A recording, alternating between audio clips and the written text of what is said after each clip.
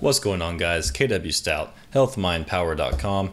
In this video, I'm going to talk about 5 reasons that you're still fat after all these years. So basically, we're going to get into the root causes of your bad eating habits and why you struggle to lose weight. Okay. The first reason is one of the most obvious that you probably already know, but maybe you don't want to come to terms with it, and that's you're making excuses. I see this all the time. You know, the thing is that if you're dieting correctly, if you're training consistently, you will get results. Okay, so if you're not getting results, aside from, you know, the occasional mistake or whatever, something goes wrong, you're most likely making excuses. Okay, so let's just say, you know, you had a bad day, or your boss was mean to you, or you got in a fight with your girlfriend or boyfriend. Okay, these are not legitimate reasons to go stuff your face with fast food. These are just excuses. And the thing is that if you keep making these excuses, if you keep prioritizing these bullshit reasons, you're never going to get results. Okay. And the same goes for, you know, people say they don't have enough time. Well, you know, guess what? No one has enough time. It's not about having time. You make time. Okay. You have to just find a way to make time. We all are busy. I mean, I work until, you know, 8 to 9 p.m. every day. So what I do is I work out before I start my day. If that means waking up at 4:30, then I wake up at 4:30. It's really not that complicated. And this is the most important thing. You've got to start, anytime you start going through this little exercise in your mind where something comes up, and then all of a sudden you start justifying why you're not going to do the thing you need to do. So why you're not going to go to the gym, why you're not going to stick to your nutrition plan, then you got to be honest with yourself. You're making an excuse. It's just an excuse. If it's not a life and death emergency, it's an excuse. 9 times out of 10. There are very rarely valid reasons. Okay? And this kind of goes along with the number 2 thing, is that you're not consistent. Okay, the people I see who don't get results, they think that they're doing everything right. But then if you really audit, if you look back at the last 6 months, audit their schedule, you realize they're the type of person to skip a workout once a week. You know, they might skip a workout more than once a week, or they might skip, you know, maybe it's every other week. Maybe they're on for 3 weeks straight, and then they take half a week off or a full week off. Okay, it's not going to do it. And this goes for training and the diet part, especially the diet part. You have to be consistent. If you look at the people who are successful in anything, not just changing their body, but in business or in any area of life, it always comes down to consistency. It really does. You have to be consistent. You cannot bounce back and forth, get on, get off, do this whole roller coaster thing. You will never lose that weight that way. You will never lose weight. You have to stay consistent. You have to keep going. It doesn't mean you can't have an off day. Of course, you need you need rest days. You need days to recover from the gym. It doesn't mean you have to be 100% on your diet every single day. No, you need to be 100% on your diet, you know, 90% of the time. So say you have one day a week, you know, have one cheat meal a week. It's not a complete deal breaker or anything like that. You know, you slip up. Everyone's going to slip up at some point. I slip up. Everyone does. Okay, so it's not about slipping up one time. It's when you slip up one time and you say, oh, well, you know, I guess I just might as well eat like shit for 5 days now because I messed up one time. I mean, come on. You're not gonna make it with that. You got to be consistent. And the number 3 thing, these are just some observations. Okay, these aren't the only things. These are just things that I've noticed working with people who are overweight and seeing people in my life, family and friends who are overweight, and kind of picking up on the patterns and traits and things that they do.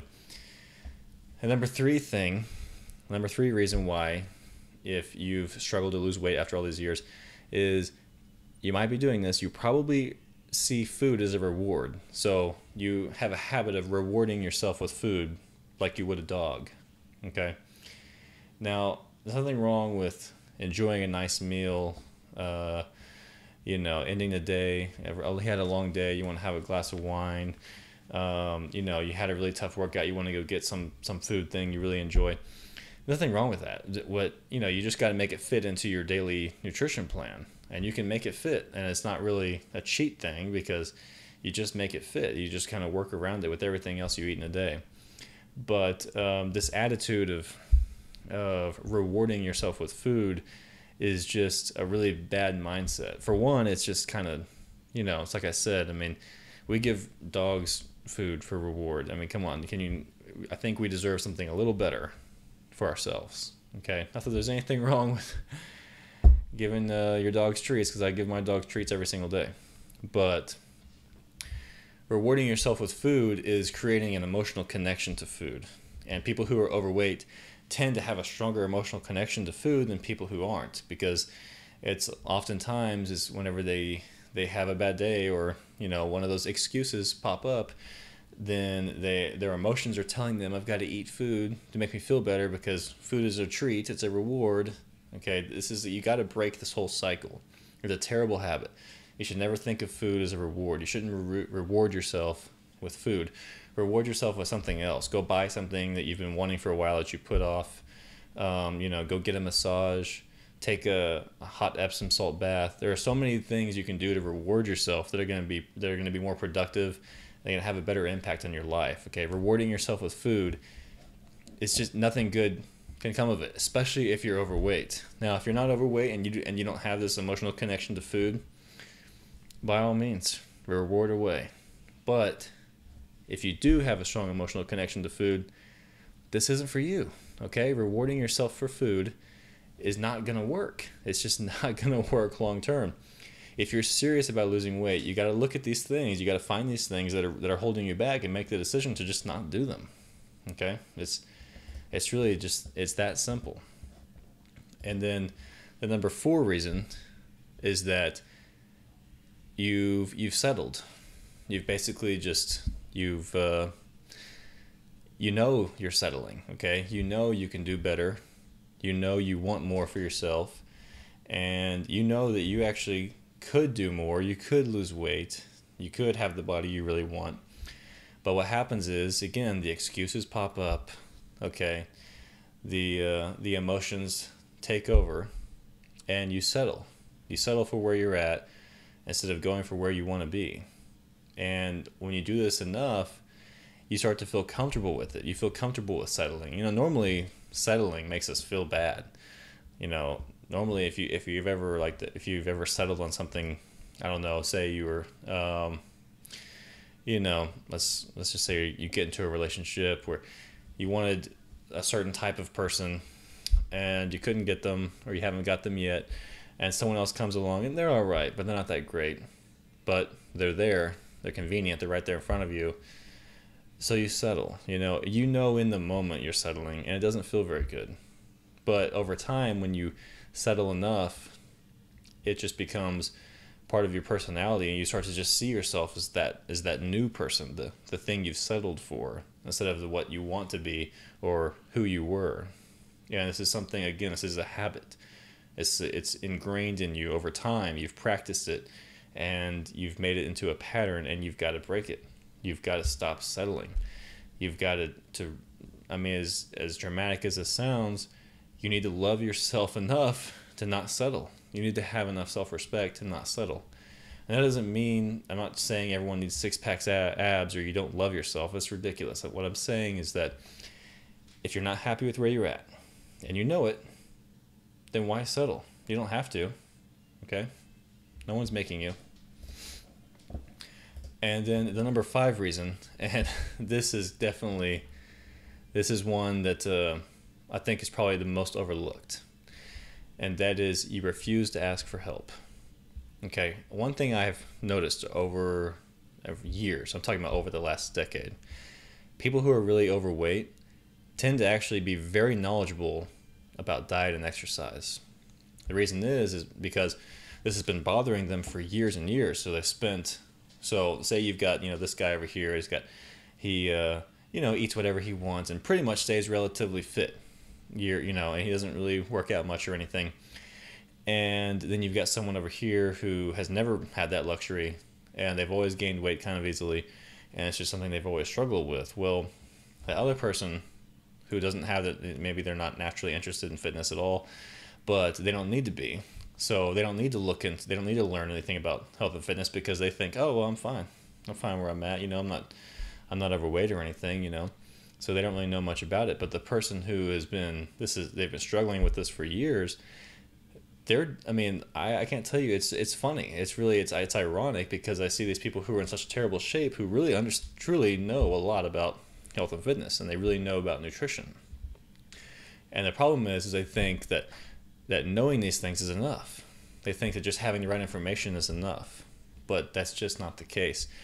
And that is why you need to ask for help, and that is why people need to get help, and that is why people hire coaches, and they hire personal trainers, and they hire nutritionists. And this is why the thing is that you figure out, whenever you start getting help from someone else, you figure out it was not just the information. You already knew. Everyone knows diet and exercise are the key to being in shape. There's no secret there. It's the other things. It's the things you haven't figured out yet, because you haven't actually crossed over. You haven't gotten the results. You haven't gotten to the other side. You haven't gone through the challenge and seen everything that you have to learn and go through. And those are the things that you don't really read about. Those are the things people don't really share. These are the things I try to share on my website, healthmindpower.com, and I want to share in these videos. But sometimes it's hard for someone who's more advanced to remember what it was like to be a beginner again, and go back to that, and to figure out, of course, that it's like I'm telling you how to diet and exercise, but also whenever I'm working with clients, I have to get into their mindset. I have to remember that these challenges are different for every person. The mental challenges are different for every person, and when you have an outside perspective, they can spot these things that you're overlooking. Again, one of the things I see with people who are not getting the results is because they have a lot of information. Other times they don't, but let's just say you have a lot of information, but there's a good chance you're focusing on the wrong things. Like, for one, people tend to focus so much on supplements. I think supplements are so important, like that's the key, and it's not. The fundamentals are the keys. So just dieting, exercise, they really are the most important. Being consistent. Being consistent with diet and exercise, that's it. That's all you need, okay? But of course, that sounds simple. It's not quite that simple, because every day is a mental challenge to actually do these things. And that's why asking for help, it helps you, because someone else holds you accountable. And they call you out whenever you're making excuses. Maybe you don't realize you're making excuses. Maybe you think they're legitimate reasons, because you've convinced yourself. The funny thing is that we, all humans are delusional to some extent, me and everyone else. We tell ourselves these different things in our own head, but it's not until we hear someone else's perspective, and if we're being honest with ourselves, we realize, we realize where we're messing up, or where we're holding back, and where we're making excuses, basically. The other thing is that if you actually hire a coach, as opposed to just asking for help and getting help from someone, because a lot of people, like me included, if you send me a DM on Instagram, I'm always happy to help people out. Send me an email, I'm always happy to help for free. But, whenever you actually invest your money to hire a coach, now you've got an even more incentive. Now you've got money on the line.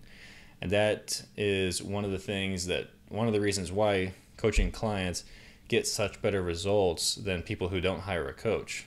And that's because, they're investing in this coach, sure, but really what they're doing is they're investing in themselves, because once you spend money on something, now you feel that need to get your money's worth. And it just has more value in our mind, because we were trained from the time we're a little kid to place monetary value on things, and to hold monetary value, like, dollars, price, to a higher, we hold it, it has way more impact on us, way more influence on our decisions and our behavior.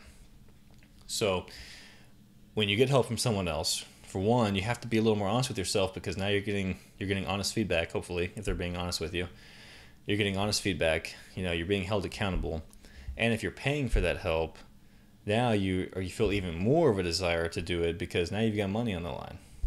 So Anyways, just to wrap that up, those are 5 reasons, 5 of the most common reasons that I see of people who consistently, year after year, trying to lose weight, lose 20 pounds, lose 30 pounds, to gain 50 pounds back, just constantly over and over and year after year after year. These are the 5 most common reasons that I see of why that happens whenever, and why, to be honest with you, most people, I'm talking about people who are really obese. Yeah, I know you don't want to hear this. You want to hear the 30-day, 60-day guarantee. But, if you're 100, 200 pounds overweight, you very realistically could be in great shape within a year or two, depending on where you're starting and all that, which sounds like a long time, but be honest with yourself and think back. How long have you been fighting this? How long have you been struggling with this? More than a year or two? 5 years, 10 years? I mean, it's really 1 or 2 years. Is that so long? So anyways, just sharing that with you. If you like the video, and leave me a comment below. Let me know what you think, and subscribe to the channel. I'll see you in the next one.